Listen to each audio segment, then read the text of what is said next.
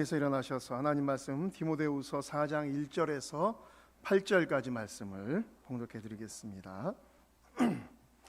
하나님 앞과 살아있는 자와 죽은 자를 심판하실 그리스도 예수 앞에서 그가 나타나실 것과 그의 나라를 두고 엄히 명하노니 너는 말씀을 전파하라. 때를 얻든지 못 얻든지 항상 힘쓰라. 범사의 오래 참음과 가르침으로 경책하며 경계하며 권하라. 때가 이르리니 사람이 바른 교훈을 받지 아니하며 귀가 가려워서 자기의 사욕을 따를 스승을 많이 두고 또 그 귀를 진리에서 돌이켜 허탄한 이야기를 따르리라. 그러나 너는 모든 일에 신중하여 고난을 받으며 전도자의 일을 하며 내 직무를 다하라. 전자와 같이 내가 벌써 부어지고 나의 떠날 시각이 가까웠도다. 나는 선한 싸움을 싸우고 나의 달려갈 길을 마치고 믿음을 지켰으니 이제 후로는 나를 위하여 의의 면류관이 예비되었으므로 주 곧 의로우신 재판장이 그 날에 내게 주실 것이며 내게만 아니라 주의 나타나심을 사모하는 모든 자에게도니라. 아멘. 네. 우리가 사는 세상에 빛과 어둠이 있듯이 또 아울러서 참과 거짓, 또 옳고 그름, 이것도 실제로 공존하고 있습니다. 그래서 사람들은 나름대로 자기가 배우고 또 지식을 가지고 경험을 하고는 나름대로 자기가 옳다고 하는 그런 주관, 확신 가지고 삽니다. 그러나 그 주관이 절대적으로 완전하게 옳다고 할 수는 없습니다. 왜냐하면 우리 인간 스스로가 타락한 죄성을 가진 인간이기 때문에 옳고 그름을 정확하게 분별할 만한 그런 능력이 사실 없어요. 완전할 수가 없다 말이에요. 그러니까 우리도 내 생각이나 주장을 이야기할 때 절대적으로 하는 것은 지양을 해야 됩니다. 내 생각에는 내 의견은 이렇다 하는 그런 겸손한 여지를 가질 필요가 있다고 하는 것입니다. 그래서 어떤 장님들이 코끼리를 만졌는데 어떤 장님은 다리를 만져보고 야 기둥 같더라, 코끼리는 기둥 같더라. 어떤 분은 배 부분을 만져보고 아주 큰 벽과 같더라. 어떤 사람은 또 코를 만져보면은 마치 손과 같더라. 이렇게 다 다르듯이 한 물체를 보고도 자기 경험에 따라서 판단은 달라질 수가 있다는 사실입니다. 살아가는 데 있어서 각자의 좀 생각이 다른 거, 의견이 다른 거 이거 얼마든지 있을 수가 있습니다. 그것 때문에 또 오히려 발전하기도 하고. 그러나 아주 중요한 문제, 그리고 너무나도 심각한 문제, 이런 문제로 인해서 서로 갈등하고 대립하게 되는 그런 경우가 많다는 것입니다. 왜 이런 일이 일어나고 있을까? 아까 이야기도 했습니다만은 우리가 완전하지 못하기 때문에 생각과 또 가치가 다르기 때문일 수 있다. 그런가 하면은 한 가지 분명한 사실은 바로 미혹의 영, 거짓의 아비 사탄의 미혹이 있기 때문이다 하는 것도 우리가 기억은 해야 됩니다. 요한복음 8장 44절에 한번 보세요. 너희는 너희 아비 마귀에게서 났으니 너희 아비 욕심대로 너희도 행하고자 하느니라. 그는 처음부터 살려는 자의 진리가 그 속에 없으므로 진리에 서지 못하고 거짓말할 때마다 제 것으로만 하는 이는 그가 거짓말쟁이요 거짓의 아비가 되었음이라 그랬습니다. 에덴 동산에서 이 사탄은 하나님을 대적합니다. 이 사탄이라는 말 자체가 대적자라는 뜻이거든. 하나님을 대적하고 진리를 대적하는 게 그의 존재 가치 같아요. 그러니까 하나님 에덴 동산에서 인간을 만들어서 그들을 통해서 기뻐하시고 영광 받기를 원하는데 하나님을 대적해가지고 인간을 미혹하지 않습니까? 거짓말로 미혹합니다. 따먹어도 죽지 않는다. 오히려 눈이 밝아지고 그리고는 하나님처럼 된다. 얼마나 거짓말을 진짜같이 잘하는지 결국은 하와가 먼저 따먹고 남편에게도 죽음으로 말미암아 하나님 앞에 범죄가 되고 그래서 나하고는 쫓겨나고 그래서 이 세상에서 살다가 고통 중에 살다가 죽음이 왔고 그리고는 죄로 말미암아 영원의 형벌을 받을 수밖에 없는 불쌍한 인생이 되고 말았다고 하는 사실을 성경이 우리에게 가르쳐주고 있습니다. 그리고는 그 사탄은 자기만 일하지 않고 자기의 세력들이 있어요. 자기의 수하에 속한 사람들이 많습니다. 이걸 가리켜서 사탄의 일꾼이라 그렇게도 말합니다. 그들도 자기를 의의 일꾼으로 가장을 하고 하기 때문에 그들의 주장, 그들의 영향력이 이 갈등과 또 대립을 가져오는 세력이 되기도 한다 하는 것입니다. 그러니까 우리가 살고 있는 이 세상 사회나 정치나 교육, 문화, 종교 할 것 없이 각계각층에서 이렇게 서로 상반된 주장으로 아주 심각한 그런 갈등과 대립을 경험하기도 하는 것입니다. 지금 우리나라도 아마 세계 나라가 거의 그렇습니다. 우리나라도 아주 심각한 것입니다. 지금 뭐 정치판에는 좌파, 우파 이래가지고 얼마나 서로 갈등하는지 몰라요. 그런가 하면은 또한 동성애 문제 때문에도 찬반 뜨겁습니다. 뜨거워요. 과연 우리는 도대체 어디에 서서 어느 것이 옳은가, 어느 배에 서야 하는가, 그런 혼돈도 있는 것도 사실인 것입니다. 지난 금요일 밤입니다. 금요일 밤 급하게 우리 수지기독교연합회 주관으로 심야 기도회를 수원 북부교회당에서 모이자 그랬습니다. 왜냐하면 그날 아침에 기독교 원례를 했는데 정보가 들어왔습니다. 그게 바로 뭐냐면은 그 북부교회에 출석하고 있는 도의원 박아무개 의원이 대표 발의를 한 그 가운데 성평등에 관련된 그런 조례 개정안이 상정이 된다는 것입니다. 그 가운데 아주 심각한 것은 성평등위원회를 설치하는데 뭐 관공서야 말할 것도 없고 당연하고, 그 다음에 또 공기업이나 민간기업이나 심지어 종교단체까지도 성평등위원회를 설치하도록 하고, 그래서 동성애자들이나 그 다음에 그 외에 다양한 성소수자들, 그들이 차별받지 않고 그 사업체에 종사할 수 있도록, 이제 교회도 이제 세금을 내고 하기 때문에, 성직자 세금을 내기 때문에 교회도 사업장에 속하게 됩니다.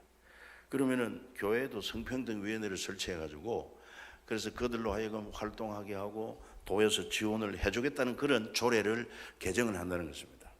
이 정보를 듣고 그게 바로 이제 내일 모레 도의회 상정되면은, 도에는 민주당 출신이 많습니다. 그러면 뭐 거의 결정이 됩니다. 결정이 되면은 곧 시행령을 만들어 가지고 관공서, 그 다음에 민간 기업, 뭐 또 공기업, 그 다음에 종교단체까지도 그 공문을 보내가지고 이렇게 조례가 정해졌으니까 귀사에서는 꼭 성평등위원회를 설치하고 이렇게 성평등 정책을 실현해 주시기를 바랍니다. 이렇게 나오는 거죠. 이거는 사실 문제가 심각하다 이 말이에요. 그래가지고 급히 부랴부랴 동성애 반대 연맹 대표가 되는 기름필 목사님이라고, 저 부산대학 물리학과 교수이기도 한데, 그는 현직 교수이면서도 이 문제가 너무 심각하니까 이 분야를 연구하고 이 분야에 대해서 또 강의도 많이 하고 아주 탁월한 전문가가 됐어요. 그래서 그분을 또 급히 부산에서 이제 초청을 해가지고 그날 저녁에 집회를 했습니다. 그리고 기도회를 했습니다. 합심 기도를 또 저도 인도를 하고 이렇게 했는데, 그래서 그분의 그 강의를 통해서 이 성평등이라는 게 얼마나 문제가 많은지, 그게 바로 동성애를 옹호하는 것이고 성소수자를 옹호하는 그런 용어라는 것입니다. 분명히 우리나라 헌법 36조 1항에는 그 파란 글씨를 한번 띄워줘 봐요. 혼인과 가족 생활은 개인의 존엄과 양성의 평등을 기초로 성립되고 유지되어야 하며 국가는 이를 보장한다. 딱 헌법에 명시가 되어 있습니다. 그래서 양성평등, 그러니까 남자 여자 평등하다, 당연하죠. 뭐 그래서 양성평등을 기초로 성립되고 유지되어야 한다 이렇게 되어 있는데, 이것을 성소수자들을 보호하려고 하니까 양성평등만 가지고 안 된다는 것입니다. 그래서 정부에서도 이걸 갖다 헌법을 개정해서 성평등으로 바꾸자, 양성을 성평등으로 바꾸자 이래가지고 지난번 기초안을 만들어서 막 설명회 할 때 우리 종교계에서 뭐 특별히 개신교가 많이 앞장서가지고 뭐 너무나도 독소적인 조항이 많다. 결국 그래가지고 국회에서 헌법 개정은 폐기되고 만 것입니다. 그러나 정부의 의지가 얼마나 강한지, 얼마나 정부 의지가 강한지 지난번 국무회의에서 국가인권기본계획 NAP라고 하는 것을 결의를 했습니다. 그래가지고는 정부 산하, 지방자치단체 전부 다 공문을 보내가지고 성평등 정책을 실현하도록 이렇게 지침을 내리고, 그러니까 이미 지방자치단체에서는요 우리 경기도도 마찬가지야. 분명히 헌법에는 양성평등으로 되어 있는데 양성평등을 없앨 수는 없잖아. 헌법이 안 바뀌지 않았으니까. 양성평등도 쓰고 그 밑에 새로 조례를 바꾸어 가지고 설명 문구로는 성평등이라는 용어를 겸해 쓰고 있는 거예요. 사실 이거 불법이거든. 있을 수가 없거든.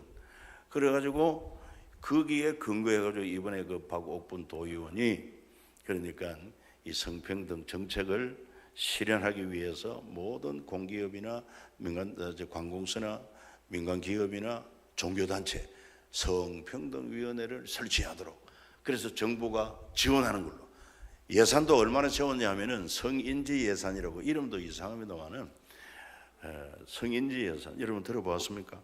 우리 경기도에만 2억 7천만 원 배정을 해가지고 그래서 여러 가지 이 성평등 정책을 위해서 특별히 또 성평등위원회 활동을 하면은 거기에 지원도 해주겠다 그렇게 하는 것입니다.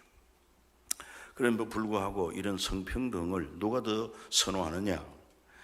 이 정부는 의지를 가지고 하고 있고, 그게 이제 대통령 출마할 때 하나의 공약이기도 했고, 그 공약을 이루는 데 있어서 공약실천위원장으로 김진표 의원이 그걸 또 주관을 또 해왔고, 그리고는 이거는 참 포기할 수 없는 그런 정책의 중요 사항이 아닐 수가 없다고 하는 것입니다. 그런데 이런 성평등을 많이 주장하는 단체가 특별히 여성 단체들이 많이 주장을 하는데 양성평등만 해도 충분히 커버가 됨에도 불구하고 굳이 성평등으로 바꿔야 된다 하는 거기에는 뭔가 배경이 있단 말이에요. 그 배경이 바로 뭐냐 하면은 동성애를 합법적으로 보호하는데 그 다음에 그 외에 성적 지향이 다른 사람들, 소수자들이죠. 그 다음에 성 정체성이 또 애매한 사람들, 이들도 차별받지 않도록 보호를 해야 된다. 그렇게 이야기를 하고 있습니다. 그런 점에 있어서는 상당히 그 소수의 인권이나 자유나 그걸 보장해 주는 것은 굉장히 선한데, 그러나 거기에는 여러 가지 악용될 소지가 많다는 것입니다. 예를 들어서 성정체성은 지금 현재 양성평등이라고 하는 것은 태어나면서부터 벌써 외적인 외모가 다르잖아요. 그래서 남자다 여자다 이렇게 결정을 하는데 그것은 사회적으로 관념에 따라서 결정을 해준다는 게 그것도 옳지 않다는 것입니다. 진정한 성전체성은 자기가 선택해야 옳다는 것입니다. 당신들이 내가 남자다 당신들이 내가 여자다 그렇게 판단하지 마라.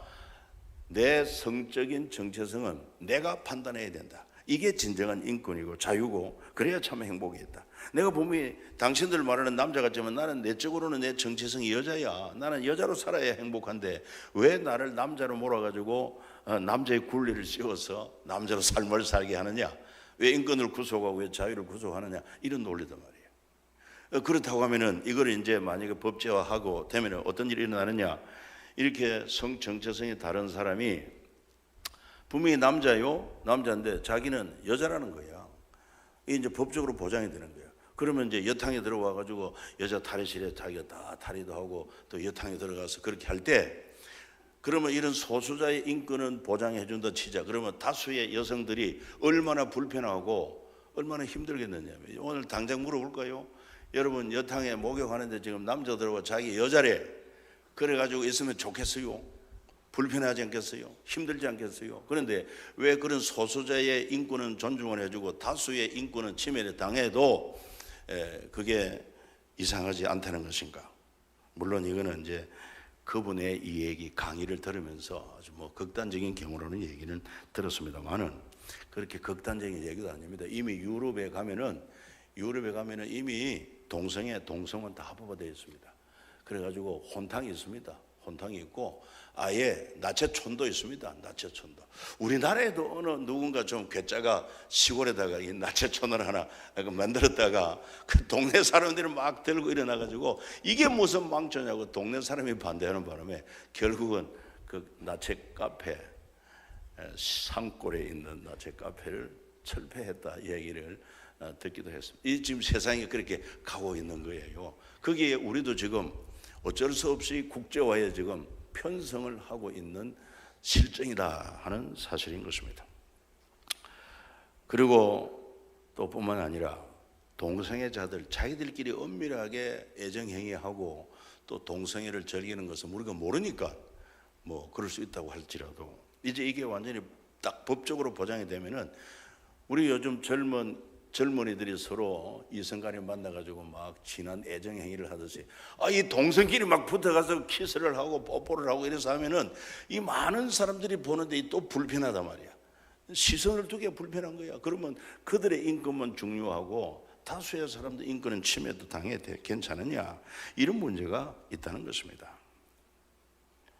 더군다나 우리는 크리스찬으로서 우리의 가치관 분명합니다. 그는 하나님 믿고 하나님 말씀에 기초한 가치관을 가지고 있기 때문에 그렇습니다. 그렇기 때문에 성경에 의하면은 동성애 이것은 분명히 하나님 앞에 가정한 일이다. 성경이 분명히 단정을 하고 있습니다. 그렇기 때문에 소돔과 고모라도 결국은 이 동성애 죄 때문에 하나님의 유황불로 심판을 했습니다. 그리고 또 로마서 1장에 가서 보면은 그 인간들이 너무 그런 성적으로 타락하고자 남자가 남자와 더불어서 부끄러운 짓을 하고 여자가 여자와 더불어서 그렇게 동성애를 할 때 하나님은 그들을 버렸다고 그랬어요. 내버렸단 말이에요. 그러니까 우리는 이런 것이 교회 안에 이런 것이 합법적으로 해가지고 우리는 용인할 수가 없지 않습니까? 그러니까 이거는 우리가 믿는 하나님 또 진리의 말씀에 의거해서 이거는 인정할 수 없다. 그런 주장을 우리가 펼 수밖에 없어요. 더 나아가면은 또 어떤 문제가 생기게 되느냐, 여러분, 특별히 만약에 이제 이게 법제화 된다 그러면은 제가 오늘처럼 이렇게 설교를 못해요. 동성애는 하나님 앞에 죄악입니다. 이렇게 하면은 이게 성차별이 되는 거예요. 그럼 누군가 이것을 3.19 송정호 목사님 설교에 이렇게 했다. 그래가지고 신고를 하면은 내가 벌금을 물든지 또는 구금을 당하든지 해야 된단 말이에요. 더 나아가서 이게 또 성차별 금지법이 이게 법으로 제정이 되면은 교회 안에도 얼마든지 성평등위원회도 설치해야 되고 얼마든지 동성애자들이 들어와서 차별받지 않도록 그런 역할도 해야 되고 그러면 동성애자들이 와서 결혼하겠다고 줄을 서달라고 할 때 나는 내 신앙 양심상 나는 동성애자들의 동성 결혼을 나 줄이할 수가 없다. 그러면 이게 차별금지법에 걸리는 거야. 그러면 고발하면은 나는 또 형을 살든지 벌금을 물든지 해야 된다고. 이건 뭐냐? 그 소수의 신앙 인권과 자유가 중요하다면은 왜 대다수의 인권과 자유는 희생해도 되느냐 이 말이야. 특별히 우리 신앙의 자유가 희생된다고 할 때 우리가 그걸 용납할 수 있겠느냐 이 말이에요. 그래서 이런 점을 들어서 지금 성평등 용어 사용이나 성평등위원회에서 이걸 조례로 정한다고 하는 것은 이건 부당하다. 그래가지고 강력하게 만나기도 하고 그 다음에 또 공문을 보내기도 하고 또 집회도 하고 그리고 그 결과 그 이제 부부에 출석하는 집사님이니까 그 도의원이 여러 목사님들의 심려를 끼쳐서 죄송합니다. 재고토록 하겠습니다. 그랬어요. 그런데 정치인들은 자기 개인의 의사만 가지고 있는 것이 아니라 당 정책이기 때문에 마음대로도 못하는 거예요. 그래가지고 재고한다고 해주면은 또 우리 전체 당에서 당론이 그렇고 정책이 그러니까 뭐 어쩔 수 없었습니다. 이해해 주십시오. 이 통과돼 버리면 이것도 곤란하다 이 말이에요. 그러니까 이럴 때 정말 우리가 깨어 있어야 할 때고 정신을 차려야 할 때구나 하는 것을 실제로 느끼고 있습니다. 이미 동성애, 동성혼이 합법화된 서구 유럽, 특별히 영국에서 그 전에 뭐 변호사 출신의 여자가 와서 눈물 흘리면서 한국 교회라도 깨어서 이런 법이 통과되지 않도록 해야 됩니다. 얼마나 이것 때문에 우리가 고통을 당하고 또 전도와 선교에 막대한 지장을 받는지 모른다고 하는 그때 자기들은 별로 관심을 안 가졌다는 거야. 뭐 정치하는 사람들이 뭐 다 알아서 나라 민족을 위해서 잘 해주겠지 했는데 알고 보니까 그 속에 독소조항이 있어가지고 교회의 전도 선교의 문이 닫히고 교회가 복음을 전가하는데 아주 뭐 큰 장애물이 되었다고 하면서 그래가지고 우리 교회들이 그나마 그래도 많은 정신을 차리고 지난 헌법에도 이 뭐 자유자를 빼고 또 양성을 빼고 성평등을 하자 이런 문제에 대해서도 우리도 가서 시위도 하고 가지 않았습니까? 설명회거나 현장에 가서 같이 막 시위도 하고 이래가지고 그런 문제를 우리가 예방을 했는데 이 사실은 아닌 게 아니라 지금 세계적인 대세로 밀려오는데 참 벅찬 싸움이 아닐 수가 없어요. 그렇지만은 성경이 뭐라고 말하느냐? 사람에게서 난 사상은 결국은 실패하고 무너진다고 하는 사실입니다. 사도행전 5장 38절 39절에 그 말씀을 한번 찾아보겠는데 여러분 한번 같이 읽어볼 수 있기를 바랍니다. 이제 내가 너희에게 말하노니 이 사람들을 상관하지 말고 버리더라. 이 사상과 이 소행이 사람으로부터 났으면 무너질 것이요 만일 하나님으로부터 났으면 너희 그들을 무너뜨릴 수 없겠고 도리어 하나님을 대적하는 자가 될까 하노라 그랬습니다. 이 무슨 얘기냐면은 오순절 성령 충만한 사도들이 예루살렘 거리에 나가서 예수의 십자가를 증거하고 부활을 증거하고 그리고 예수님이 다시 살아나셨다는 부활을 힘있게 증거를 하면서 그러니까 이 유대교의 기득권 그러니까 대제사장 비롯해서 뭐 장로, 서기관, 바리새인 뭐 할 것 없이 모두가 다 한 덩어리가 되어가지고 이 예수님의 제자들이 증거하는 복음을 전하지 못하도록 하지 않습니까? 그들을 구금시키기도 하고 그들을 또한 채찍질을 하기도 하고 다시는 예수를 말하지 마라 했습니다. 그때 그 종교 원로 가운데 한 사람이 한 말이 바로 그 말입니다. 내가 너에게 말한다. 이 사람 상관하지 말고 버려두라. 왜? 이 사상과 이 소행이 사람으로부터 나온 것은 무너진다. 그러나 만일 하나님께로부터 나타면 너희는 그들을 무너뜨릴 수 없고 도리어 하나님 대적하는 자가 된다. 이 진리입니다, 여러분. 사람에게서 나온 이론 사상은 영원하지 않습니다. 무너집니다. 지금도 뭐 진화론 이것도 찰스 다윈에서 나온 거 아닙니까?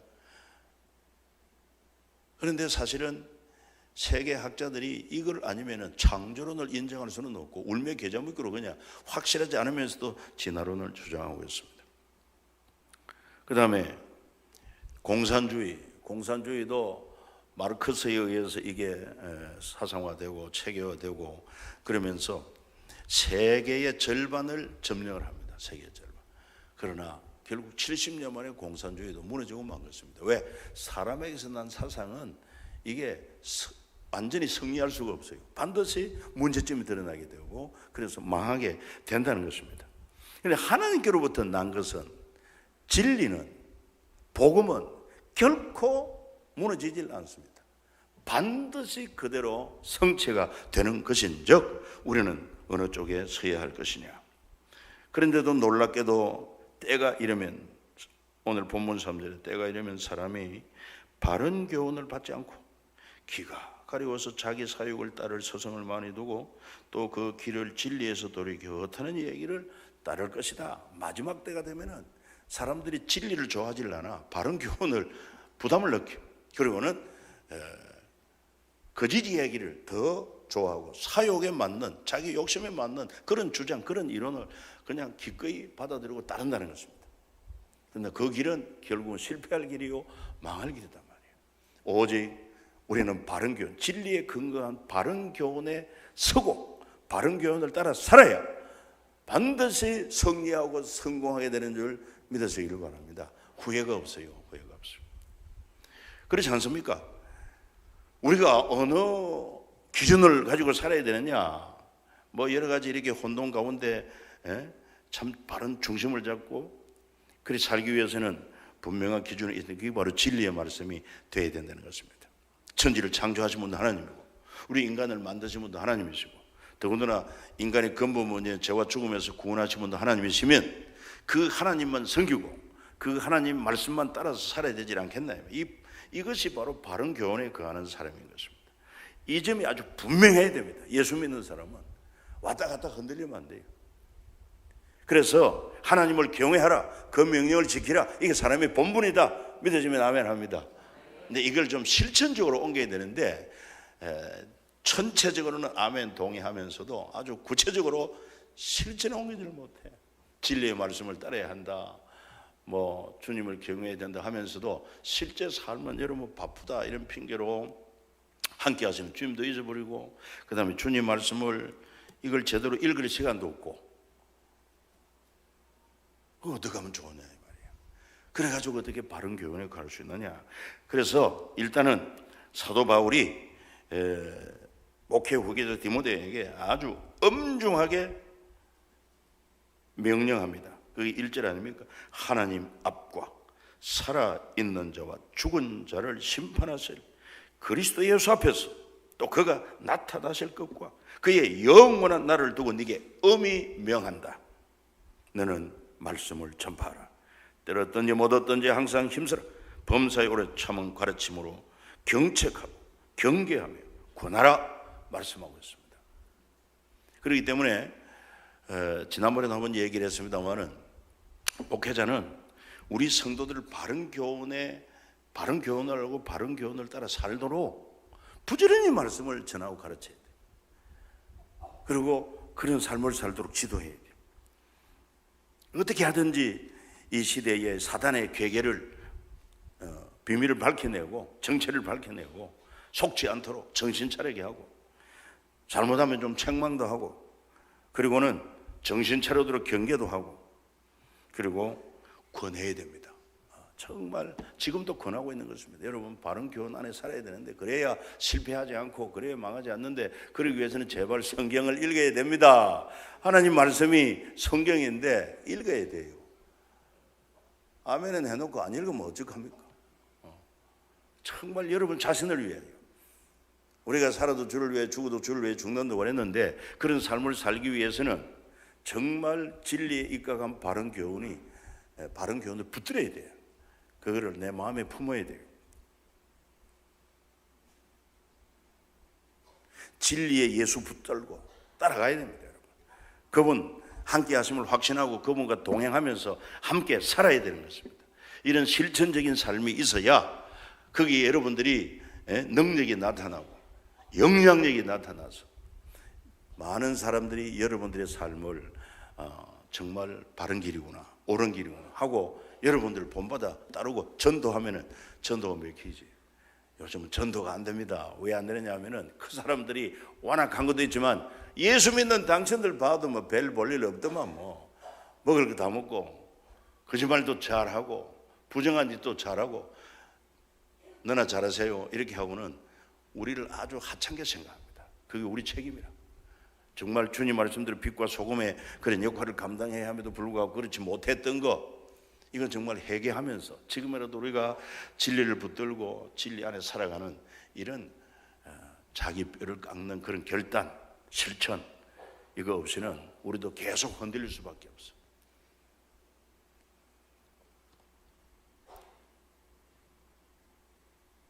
말세가 되면 사람이 바른 교훈을 안 받아요. 귀가 가려워서 자기 사욕을 따를 서성을 많이 두고, 그래서 뭐 정치 분야에는 누구의 주장을 따르고 또 경제 분야에서는 어떤 학자의 주장을 또 따르고 막 다양한 서성을 두고 성경의 기준이 아니야. 성경의 기준이 아니야. 그러니까 막 갈팡질팡 깔짓자를 그럴 수밖에 없는 것입니다. 뭐 이런 동성애 문제도 어떠냐, 소수자, 성소수자 그들의 자유 인권을 보장해 주는데 왜 교회가 사랑으로 그들을 보듬어 안아야 되지? 왜 그걸 결사 반대하느냐? 아주 표면적으로만 보고 이렇게 교회 안에서도 비판하는 사람들이 있단 말이에요. 심지어 저 향림교회라고 거기 가면은 동성애자들 모여서 퀴어 축제를 하지 않습니까? 거기 가서 함께하고 지지해주고 홍보해주고 그럽니다. 교회도 그런 교회가 있고 그런 목회자가 있어요. 그러니까 교회가 그렇게 하는데 목사님도 그렇게 하는데 뭐 우리도 그렇게 해야 되지 않느냐? 아닙니다. 정말 바른 교훈에 거하느냐 아니면은 흩어는 그런 거짓 진리를 따라가려고 하느냐? 절대로 그럴 수 없어요. 거짓 그리스도도 있고 거짓 선지자도 많고 그런 세상에 우리가 살고 있기 때문에 정말 여러분 스스로 살기 위해서는 하나님 말씀을 잘 읽고 교회 와서 또 설교도 겸손한 마음으로 잘 듣고 뭐 좀 설교 가운데 보면 여러분들이 당장 저 벌써 내 생각은 틀려 목사님은 항상 기울어져서 뭐 이렇게 판단하고 있으면 은혜도 안 되고 여러분 전혀 도움이 안 돼요. 마음을 열어야 됩니다. 그리고 겸손한 마음을 가져야 됩니다. 내가 알고 있는 게 과연 절대적이냐? 그렇지 않거든. 그러니까 귀를 열고 듣고 또 겸손한 마음으로 주여 바른 길을 알게 해 주시옵소서. 이렇게 할 때 성령이 우리를 바른 길로 인도할 수가 있지를 않겠습니까? 사랑하는 여러분, 오늘 제가 말씀드린 이게 현재 우리가 살고 있는 이 시대, 아니 경기도 안에서 바로 수원 지역에 일어나고 있는 이런 실제적인 사건인 것을 그냥 명심을 하고, 야 정말 오늘 이 말씀대로 우리가 바른 교훈을 따라 사는 게 얼마나 중요한지 모르겠구나. 그래서 진리와 함께 동행하는 자가 되도록 말씀으로 돌아가시고 부지런히 좀 읽으시고, 그리고 주여 깨닫게 해달라고 묵상하면서 기도하면서 주님과 함께 동행하는 자가 되기를 예수 이름으로 축복합니다.